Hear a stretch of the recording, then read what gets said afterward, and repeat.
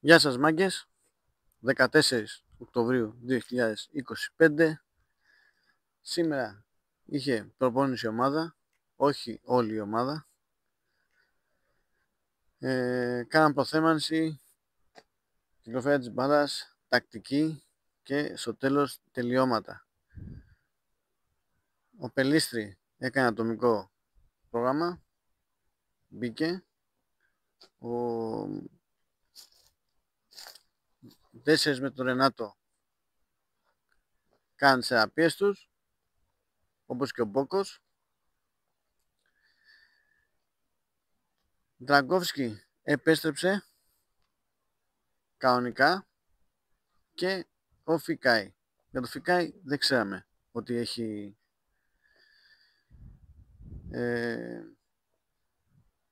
ότι είχε πρόβλημα. Είναι κάτι καινούργιο, κάτι από αυτά που κρύβανε. Εν τέλει και αυτός προπονήθηκε κανονικά. Μας ενημέρωσαν σήμερα οι καλοί μας ρεπόρτερ ότι δεν θα είναι αποστολή, σίγουρα, το λένε με σιγουριά, ο Ρενάτο και ο Πελίστρη. Για τον Ρενάτο το ξέραμε γιατί είχαν πει 10 μέρες, άρα δεν θα προλάβαινε ούτως ή άλλως. Για τον Πελίστρη λέγαμε μήπως. Εγώ είχα πει πρώτος ότι δεν, γιατί παιδιά ξεκίνησε από εβδομάδα τα ατομικά. Δευτέρα δεν είχε χτες προπόνηση. Σήμερα έκανε το ατομικό του, ξεκίνησε. Θα κάνει 2-3 μέρες ατομικό και να του μείνει μια μέρα το πολύ να κάνει κανονική προπόνηση. Και λείπει 2 μήνες. Οπότε δεν τον βλέπω. Μας είπαν κιόλας ότι ο Πελίστρη ούτε και με τη Φέγενορντ αναμένεται να επιστρέψει.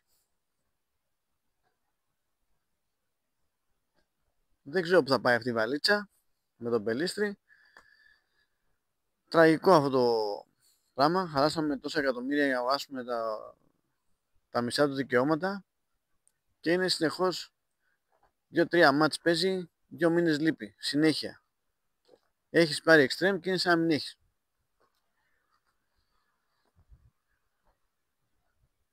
Κάτι πρέπει να γίνει. Άμα είναι να συνεχίζει έτσι, να πάρουμε την απόφαση ότι δεν γίνεται, να τον πουλήσουμε, να τον στείλουμε πίσω στη Manchester. Να του πούμε εντάξει, χάσαμε 6-7 εκατομμύρια, δεν πειράζει, πάρτε το πίσω τον παίχτη να κάνει ό,τι θέλει εκεί πέρα.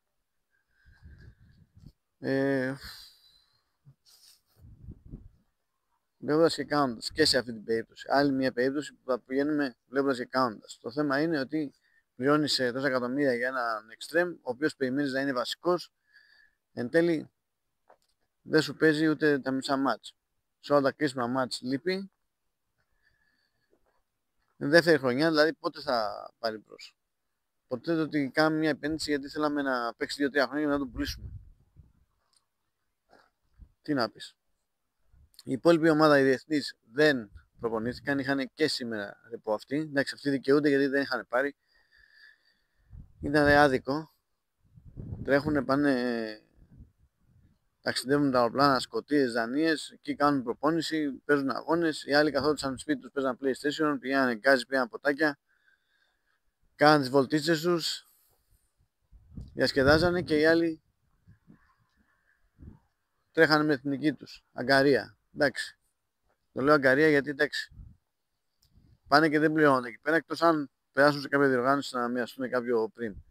Οι ομάδες τους πληρώνουν. Είναι τιμή του κάθε ποδοσφαιριστή να παίζει εθνική, το καταλαβαίνω, αλλά στην προηγούμενη φάση όταν οι συμπαίχτες σου κάθονται αρντάν και εσύ είσαι αναγκασμένος να είσαι σε πρόγραμμα, να μπαίνεις αεροπλάνα, να ταξιδεύεις, να πηγαίνεις σε άλλες χώρες, να κάνεις προπόνηση και να παίζεις και αγώνες και μετά ξαναγυρίσεις πάλι στις υποχρεώσεις της ομάδας σου, εντάξει, είναι λίγο βαρύ. Πάντως, είναι το να μην είσαι διεθνής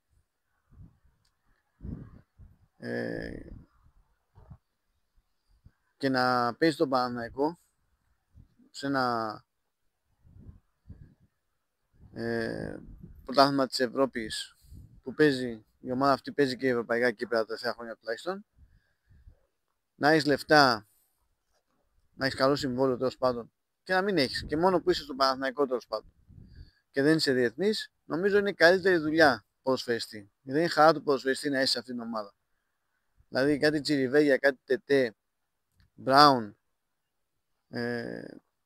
Τζούρισιτς, όλοι αυτοί τέλος πάντων που δεν είναι τα Μπόρδα, ο άλλος ο Πάντοβιτς, ο Μαντσίνι, όλοι αυτοί για κοπάρες παίρνουν καλά συμβόλαια, 400-500 χιλιάρια και πάνω όλοι, συνεχώς ρεπό, παίζουν κανένα μάτσο, τα Μπόρδα και ο Πάντοβιτς δεν παίζουν κιόλας, δεν τους βάζουν και πολύ, δεν έχουν ούτε πίεση ούτε τίποτα αυτοί, τους θεωρούν ότι δεν είναι ακόμα έτοιμοι, οπότε τουρίστες. Έχουμε και τους τουρίστες με τάφ κεφαλαίο, Μαξ και Βιλένα εννοείται, που παίρνουν από 1 εκατομμύριο και πάνω καθένας, 1,1, 1,2 Μαξ νομίζω και 1,4 ο Βιλένα. Μας φόρτωσε ο Παπαδημητρίου, ο Παπαμίζας. Έχουμε τους άρχοντες του τουρισμού, τους τουρίστες με τάφ κεφαλαίο όπως είπα. Έχουμε και τους άλλους, τους υπόλοιπους ομάδας. Ο παράδεισος, ναι, ο Παναθηναϊκός είναι ο παράδεισος του ποδοσφαιριστή που δεν είναι διεθνής. Δηλαδή θα λένε και σε πρώην συμπαίχτες που έχουν παίξει ή άλλους ποδοσφαιριστές που γνωρίζουν, τέλος πάντων, αν ακούγεται να έρθουν στο Παναθηναϊκό, ότι ξέρετε κάτι, ρε, είναι καλά, ελάτε εδώ πέρα, όλοι μια καθόμαστε. Δεν κάνουμε τίποτα. Κάνουμε μια μισή ώρα προπόνηση, μισή ώρα είναι στο γυμναστήριο, μια ώρα μετά χαλαρά. Προθέρμανση, κυκλοφορία της μπάλας, δηλαδή πασούλες μεταξύ μας. Κάνουμε και λίγο τακτική τώρα προς το κόντζ, γιατί πριν δεν κάναμε.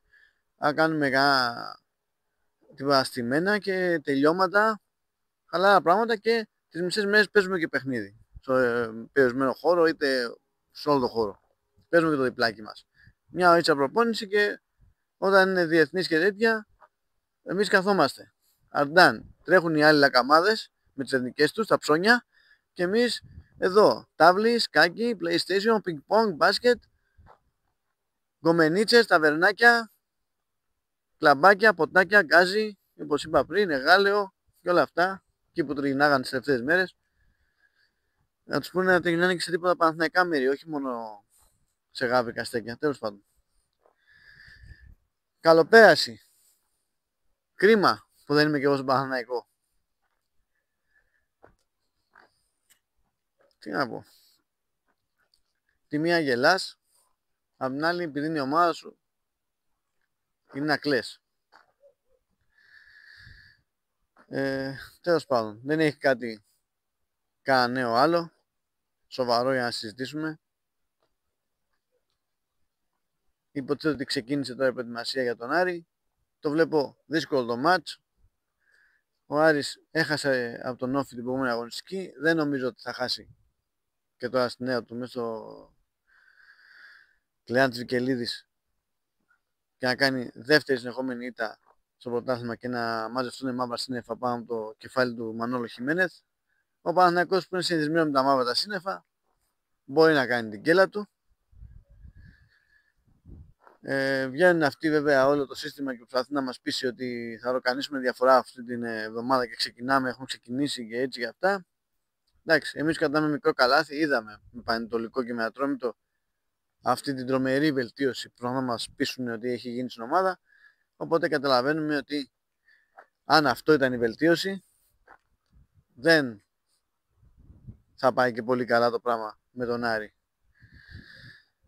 Κυρίαρχο θέμα αυτές τις μέρες είναι η υποτιθέμενη πρόταση της Αγγελικούσης για τον Παναθηναϊκό. Κάποιοι έχουν πληροφορίες ότι έγινε η πρόταση, κάποιοι έχουν άλλες πληροφορίες ότι θα γίνει πρόταση το καλοκαίρι. Εγώ που το ψάξα από εδώ, το ψάξα από εκεί, δεν υπάρχει κανένα θέμα Αγγελικούση. Μάλιστα, εχθές βγήκανε κάποιοι συνεργάτες της και είπανε ότι πάνε καλά τα ναυτιλιακά και δεν υπάρχει κανένας λόγος να μπλεχτούν σε κανένα να μην κάνουν καμία αθλητική επένδυση σε κανένα σπορ, δηλαδή, τίποτα. Στην ουσία είπαν ότι δεν υπάρχει θέμα. Και φυσικά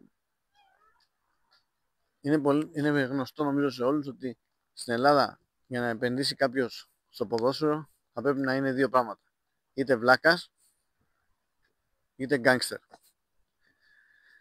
Και νομίζω ότι η κυρία Αγγελικούση και οι συνεργάτες της δεν είναι από αυτά τα πράγματα. Ούτε από το ένα ούτε από το άλλο.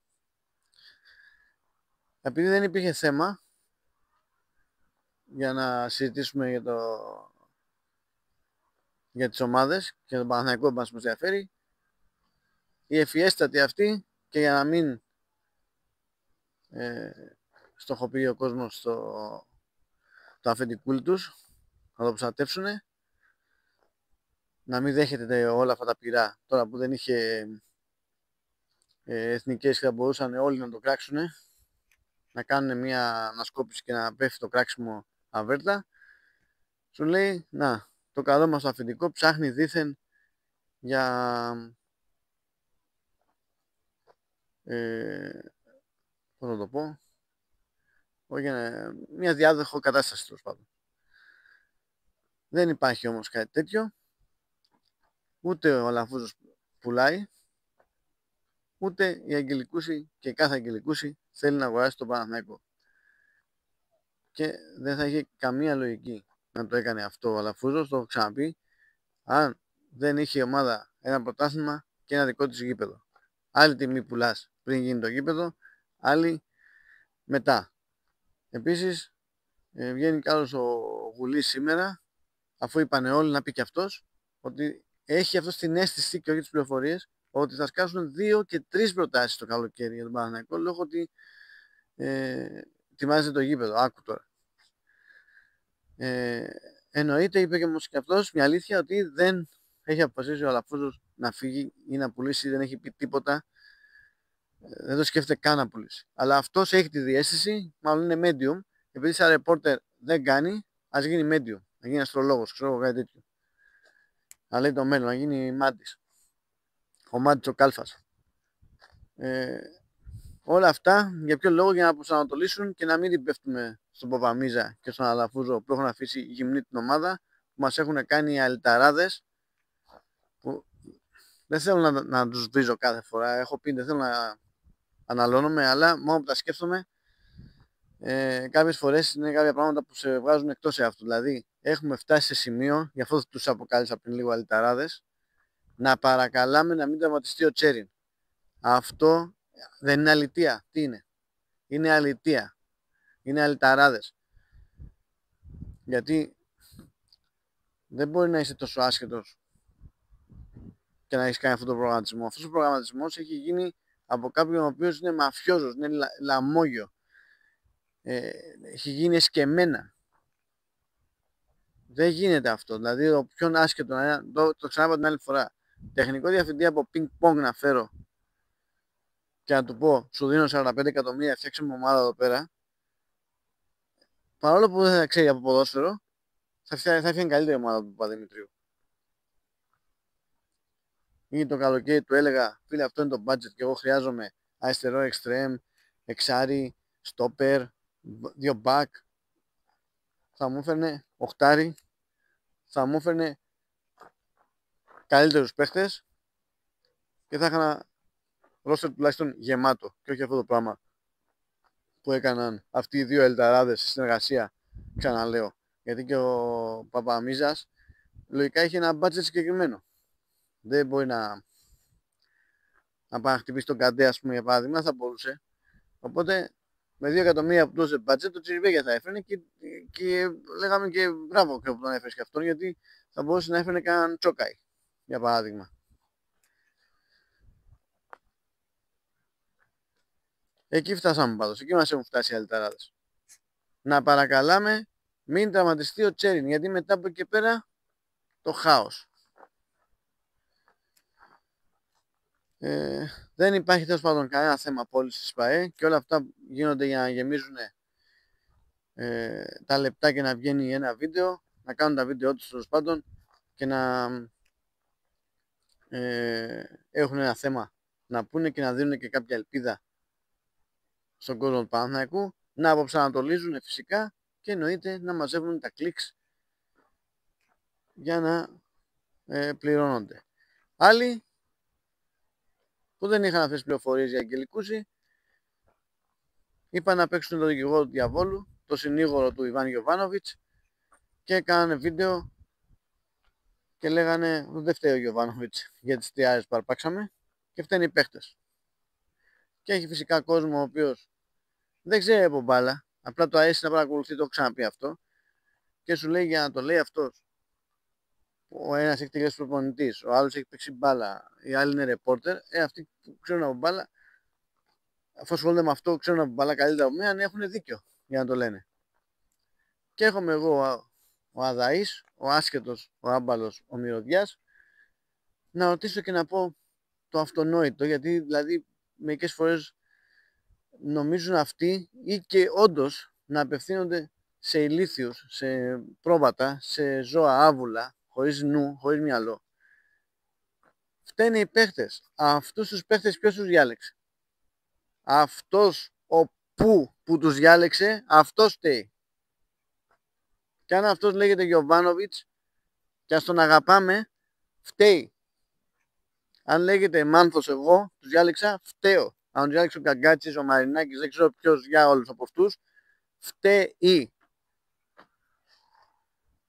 Αλλά δεν θα κάνουμε το άσπρο μαύρο. Έχει πέσει όλο το σύστημα τώρα να βγάλουμε λάδι το Γιοβάνοβιτς. Έκανε λάθος. Αν αυτά τα λάθη τα είχε κάνει στον Παναθηναϊκό, όταν και τα έκανε βασικά, το ίδιο το γάμο σύστημα αυτό έπεφτε και τον έτρωγε. Βοήθησε στην απόλυσή του, στην απομάκρυνσή του τον Παναθηναϊκό. Βοήθησε αυτό το κολοσύστημα. Τώρα το προστατεύει. Μην τυχόν και τον διώξουμε τον Μεσσία. Βέβαια και ο ίδιος δεν μ' άρεσε το ότι είπε εγώ δεν παρετούμε. Το εγώ δεν παρετούμε σημαίνει ότι φίλε εγώ δεν αναλαμβάνω και την ευθύνη. Εγώ περίμενα να πει, εγώ δηλαδή έτσι έκανα. Παιδιά, πέτυχα, παρετούμε. Τώρα αν η Ομοσπονδία πει οκ, δεν φταίς και σε θέλουμε και σε πιστεύουμε και θέλουμε να συνεχίσεις, άλλο αυτό. Και ναι, και εγώ μπορεί να άλλαζα γνώμη και να έλεγα οκ, αφού με θέλετε θα συνεχίσω. Αλλά σε πρώτη φάση θα έλεγα παιδιά, αναλαμβάνω τις ευθύνες. Εδώ πάμε για μισθό 1.000 ευρώ και αν κάνουμε λάθος, πάμε κατευθείαν και λέμε παιδιά, παρετούμε. Δεν θα λέγαμε για τέτοια περίπτωση που προπονείς την εθνική της χώρας σου, ξέρω εγώ, ή οποιαδήποτε εθνική του κόσμου και να προπονούσα, θα το έλεγα. Απέτυχα. Κάποιοι άνθρωποι περιμένουν, έχουν προσδοκίες και αφού τους διέλυσα, τις έκαψα αυτές τις προσδοκίες, είμαι ένοχος, φταίω, παρετούμε. Γεια. Τέλος πάντων. Ένα άλλο πράγμα που πέτυχα εντελώς στοιχεία στο ίντερνετ και θέλω να το σχολιάσω, άσχετο με Παναθηναϊκό, αλλά το είπα στα βίντεο μου, σε κάποιο βίντεο το είπα ότι δεν μου αρέσει που οι παίχτες δεν έχουν την ελευθερία να κάνουν πράγματα μέσα στο γήπεδο όπως παλιά και είναι σαν ρομποτάκια πλέον. Διάβασα κάπου,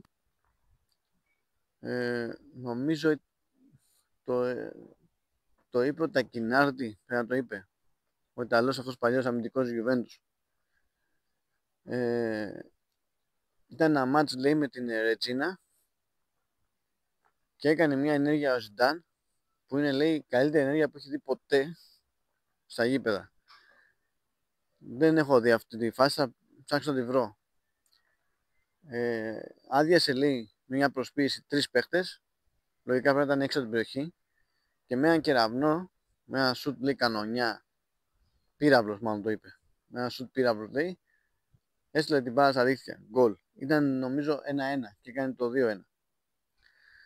Λέει σε κάθε φάση που μπορούσε που σταμάτησε το παιχνίδι και μπορούσε να το πλησιάσει, πήγαινε και το πλησιάζει τέλος πάντων, πήγε χρόνο δηλαδή, και του έλεγε ρε, έχεις καταλάβει τι έχεις κάνει, τι γκολ έχεις πετύχει, τι τους έκανες εκεί πέρα, έχεις καταλάβει? Και αυτός λέει, τώρα με την ένταση του παιχνιδιού δεν είχε καταλάβει όσο ήταν τι είχε γίνει, δεν το είχε συνειδητοποιήσει καλά. Εν τέλει, καταλήγει στην έντευξη και λέει ο Τακινάρντι ότι παιδιά, αυτά που έκανε στην προπόνηση ο Ζιντάν δεν τα έχετε φανταστεί, είναι αδιανόητα πράγματα, τα οποία είναι το 1/1000 από αυτά που έχουμε δει στο γήπεδο σε αγώνες. Έκανε απίστευτα πράγματα στην προπόνηση που δεν μπορούμε να τα φανταστούμε. Και σκεφτόμουν και τον εαυτό μου. Έχω πιάσει πολλές φορές τον εαυτό μου να λέει στον πατέρα μου ότι δεν έχεις δει τι έχω κάνει σε προπονήσεις, σε αγώνες που δεν είχαν σημασία, σε φιλικά, σε έτσι, ξέρεις. Αγώνες που δεν τα κάνω ο μπαμπάς μου μπροστά. Και πραγματικά στις προπονήσεις, επειδή δεν υπάρχει πίεση και δεν πάνε να σε μαρκάρουν, να σε σκοτώσουν οι αμυντικοί, ξέρω εγώ, δεν προσέχουν, δεν θέλουν να σε χτυπήσουν, είναι πιο χαλαρά τα πράγματα. Γίνονται πραγματικά από όλους απίστευτα πράγματα που δεν τα έχετε δει ποτέ σε καμία φάση από τους καλύτερους παίκτες του κόσμου. Και εγώ ίδιος έχω κάνει τέτοια πράγματα, θέλω να πω. Απίστευτα, που μακάρι να είχαν γίνει και να είχαν αποτυπωθεί με εικόνα κιόλας, να υπάρχουν, να τα βλέπει ο κόσμος και να καταλαβαίνει κιόλας τι σημαίνει ποδόσφαιρο και όχι αυτό το πράγμα, το σύγχαμα που είχε καταλήξει τώρα με τους δρομείς που τρέχουν πάνω κάτω, τους μαραθωνοδρόμους. Αυτά. Στα υπόλοιπα αθλήματα δεν παρακολούθησα πολλά πράγματα σήμερα. Είναι δεδομένο ότι στο μπάσκετ θα υπάρξει ενίσχυση. Στο ποδόσφαιρο το γυναικείο κάναμε 2 μεταγραφές σήμερα. Στο ποδόσφαιρο των αντρών δεν ξέρω τι θα κάνουμε. Ο Μπαλοτέλη, κάπου διάβασα, είναι ελεύθερος. Δεν του χτυπάνε την πόρτα, 35 είναι. Αλλά νομίζω τον 4 θα κάνει πιο πολλά μάτς. Αυτά. Να σας ευχαριστήσω όλους όσους μπαίνετε και ακούτε τα βίντεο μου. Σας είμαι ευγνώμων. Ευχαριστώ για τα like, τα σχόλια, τις εγγραφές. Εννοείται. Όποιος δεν κάνει εγγραφή του να την κάνει δωρεάν, είναι και ανώνυμη, και να χτυπήσει και μια εγγραφή στη Rumble. 2 δευτερόλεπτα είναι γι' αυτό. Μια πλατφόρμα σαν το YouTube. Ή το YouTube σήμερα κάτι άλλαξε πάλι με τα like και τις καρδούλες και αυτά. Άλλαξε λίγο τα σχέδια. Θα αλλάξει γενικά κι άλλο από τις ενημερώσεις που έρχονται κάθε εβδομάδα που μας στέλνουν όσους έχουμε κανάλια. Θα γίνονται όλο και πιο αυστηρότερα τα πράγματα. Οπότε ας έχετε κάνει την εγγραφή σας στη Rumble, για αν χαθεί η επικοινωνία από το YouTube να υπάρχει στην άλλη πλατφόρμα. Βέβαια, επειδή λέω RAM συνέχεια, ο αλγόριθμος το τελευταίο καιρό δεν τα πιάνουν αυτά τα τσακάλια του YouTube και δεν με προμοτάρει, αλλά δεν με πειράζει και καθόλου. Εσείς κάντε την εγγραφή σας. Εννοείται, μέχρι αύριο να είστε όλοι καλά, εσείς, οικογένειες σας, φίλοι σας, συγγενείς, σχέσεις σας, τα κατοικίδια σας. Δεν θυμάμαι να είχα πει τις επόμενες μέρες για τα κατοικίδια και έλεγα σήμερα να πω πάλι, να το ξαναεπαναφέρω και να σας πω αν είναι μαζί μου η Λίλη, δεν είναι, που έχετε πάντα, και όντως πάντα έχετε, και σήμερα δεν ήρθε. Σήμερα που το είχα στο μυαλό μου να πω να προσέχετε και τα κατοικίδια σας και ότι η Λίλη είναι μαζί μου εδώ πέρα, σήμερα δυστυχώς δεν ήρθε. Με πούλησε. Έμεινε στο κρεβάτι, έχει ξαπλάρει. Λογικά αυτή την ώρα θα κοιμάται κιόλας. Δεν ήρθε πάντως. Από κάτω ένα σωρό link έχει. Τα έχω πει χιλιάδες φορές, βαριέμαι τα λέω αυτά. Είναι σαν να παρακαλάω, αλλά έχω και μια σελίδα. Έχω και το link της σελίδας στο Facebook. Κάντε εκεί πέρα το like να μαθαίνετε τα νέα από τον Dr. Harris στις προβλέψεις του. Και μέχρι αύριο να είστε όλοι καλά. Όπως είπαμε, την υγεία σας να προσέχετε. Είναι και αυτό σημαντικό πάρα πολύ. Κάποιοι την αγνοούν. Δεν εντάξει, δεν είναι τίποτα, θα περάσει. Όχι, είναι. Αν διαμαρτύρεται το σώμα για κάτι, είναι. Και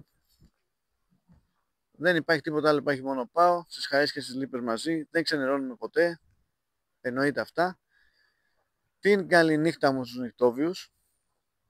Την καλημέρα μου στους πρωινούς τύπους και την καλησπέρα μου σε αυτούς που θα μπουν μετά τις 12. Ήθελα να πω κάτι, το άφησα τώρα για το τέλος, γιατί τώρα το θυμήθηκα. Όχι, το άφησα επίτηδες. 2 μέρες τώρα ο Αμπλακασίου δεν έχει βγει για ρεπορτάζ. Και γενικά, επειδή δουλεύω εκείνη την ώρα που βγαίνει, δεν ξέρω αν γίνεται καν εκπομπή αυτοί που βγαίνουν οι ρεπόρτες το μεσημέρι, που κάνουν οι δύο παπαραντώνιδες. Πάντως δεν είδα 2 μέρες ρεπορτάζ, αλλά βλέπω ότι κάνει ρεπορτάζ με τους Γκαλάκτικους και καλά εκεί πέρα στη Γκαζέτα. Δεν ξέρω αν έγινε κάτι. Ξενέρωσε από το Βρυσίδι που έτρωγε και είπε σταματάω να βγαίνω στο Sport FM. Εντάξει, δεν θα γλιτώσει. Θα το τρώει το Βρυσίδι του στην Γκαζέτα. Δεν αλλάζει αυτό. Τον απέλησε ο Αλαφούσκας για κάποιο λόγο, κάτι δεν του άρεσε. Πρέπει να το ψάξουμε το θέμα να δούμε. Δεν θέλω να χάσω αυτή τη μορφή του Ναυλακασίου, τον άμπαλο. Θέλω να τον ακούω να γελάω. Εντάξει, άμα είναι να τα ακούμε από άλλο κανάλι, να ακούμε από άλλο κανάλι. Δεν πειράζει. Εκεί να βγαίνει να γελάμε. Να λέει τις μπαρούφες του και να γελάμε. Αυτά. Γεια σας, παιδιά.